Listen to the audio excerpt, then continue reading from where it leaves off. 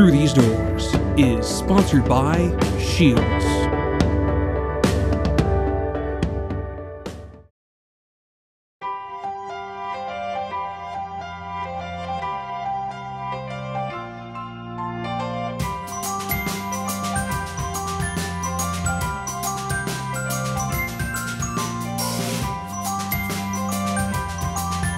Winter fashion is a wonderland, and you'll find all this season's best looks waiting for you at Shields.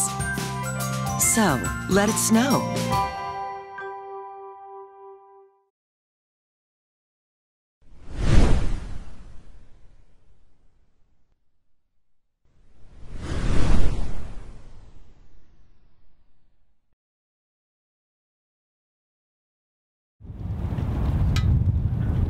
Sophomore year, we went to the Frozen Four.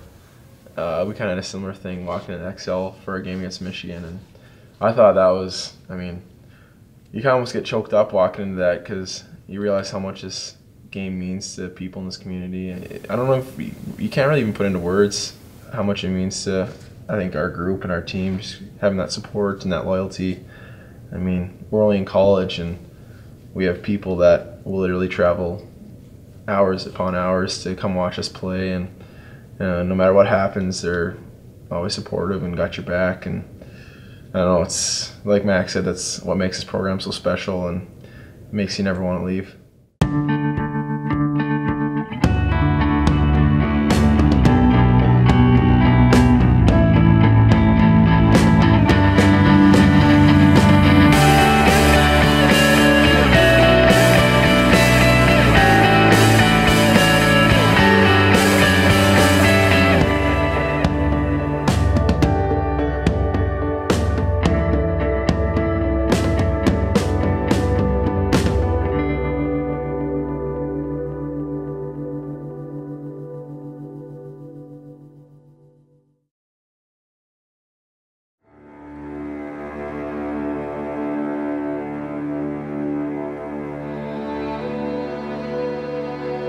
For more than half the year, 26 players call this little slice of ice home.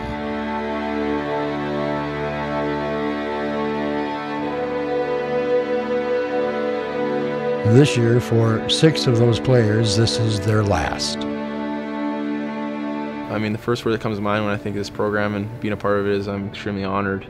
I mean, not very many people get to say they put on this jersey and played in this building and were able to be a part of this tradition. So I definitely feel very honored to have this, to have had this chance over the last 4 years.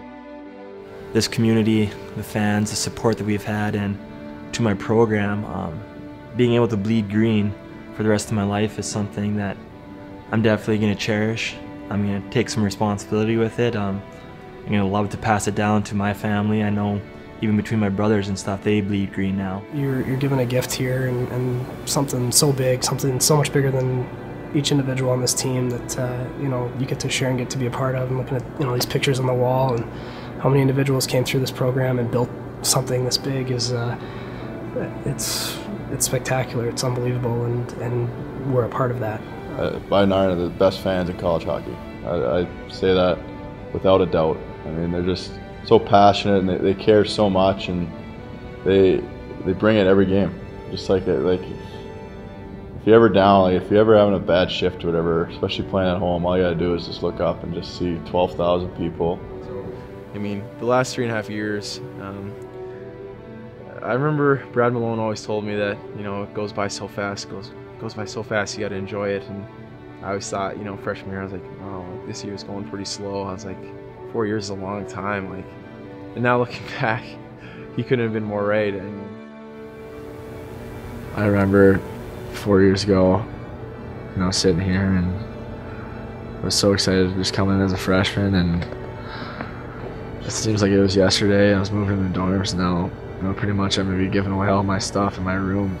You look at our 4 captains, and those are all guys that, you know, could be in the NHL or in the AHL right now, and have all pretty much passed up on that opportunity to stay here. And you know, for me, that's probably one of the coolest things about those guys to me is, you know, when most guys going to college, they think, you know, my dream is to play in the NHL.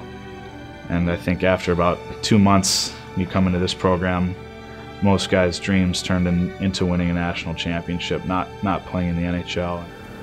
To me, that sounds kind of cheesy, but you know, I just started thinking about stuff, and I was like, you know, I've waited a month or 5 weeks or whatever, and I was like, it's not gonna hurt me to come back to school here and, you know, play the game I love, and, you know, this unbelievable talent in front of this great team with great coaching staff and with all my teammates that I love. Over the past couple of years, he has just proven and shown how great of a friend and teammate, and how much he really cares about getting a ring, and how much he cares about this program. I don't know. He is probably the #1 guy in the team that would do anything for any of our teammates.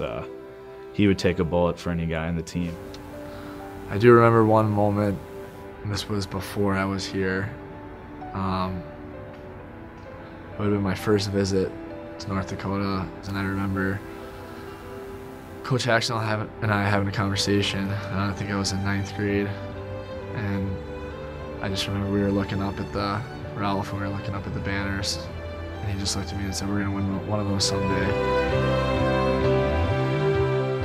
The road to the Ralph wasn't an easy one for any of these men.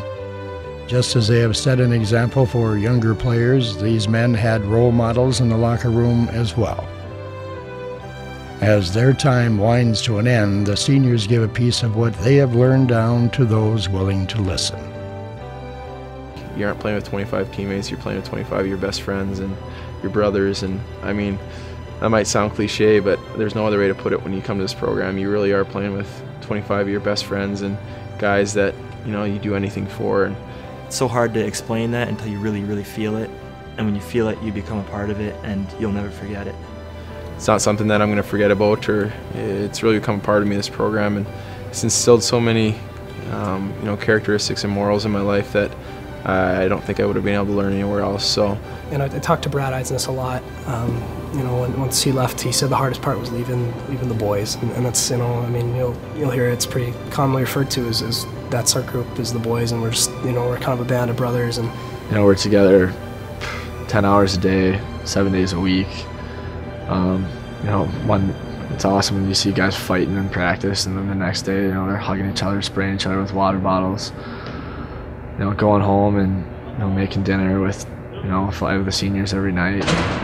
We got the outcast of Forbes there, but you know, he drags his way along with us. But living with Mac and Rounds and Dan and all those guys, I mean, you just pick up little things on how they do things, and you know, how they treat the other guys at the rink, and what they expect of themselves. So it's been really good for me to see how they do that, and you know, try to ingrain that in my everyday lifestyle. Very skilled players, all of them, but more importantly, better people. I think we all have a great deal of respect for them all, and like I said, I think that that admiration for them all really makes you want to push for them. Every North Dakota player, like these seniors, learns that the fans love hockey as much as they do. So I can't thank them enough. You know, they made my experience 4 years here memorable. I can remember it for the rest of my life. I truly believe that this is the best fans in hockey, and definitely by college, bar none. I think the people in this town, and you know, there's been a lot of ups and a lot of downs in my career here, and they've been supportive every step of the way. And I mean, I don't think there's any way this team or this program would be as special as it is without the fans and the support we have from them. You know, we are a small town. That's what Grand Forks is all about, but it seems that when we win, we kind of win as a city. We win as a community. We win as a group, not just a team.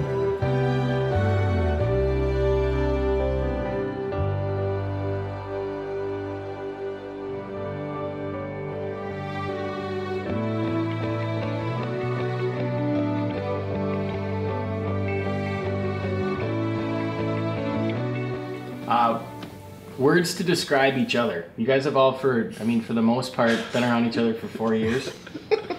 Words to describe each other. Start with Joe. Greasy. Greasy. I don't know. Am I supposed to like respond to that? Or? Fire away. I don't know. I guess my nickname this year has been Greasy Gleasy. not really sure why. Oh yeah, you know exactly why. What do you mean? Merry Christmas. Oh gosh.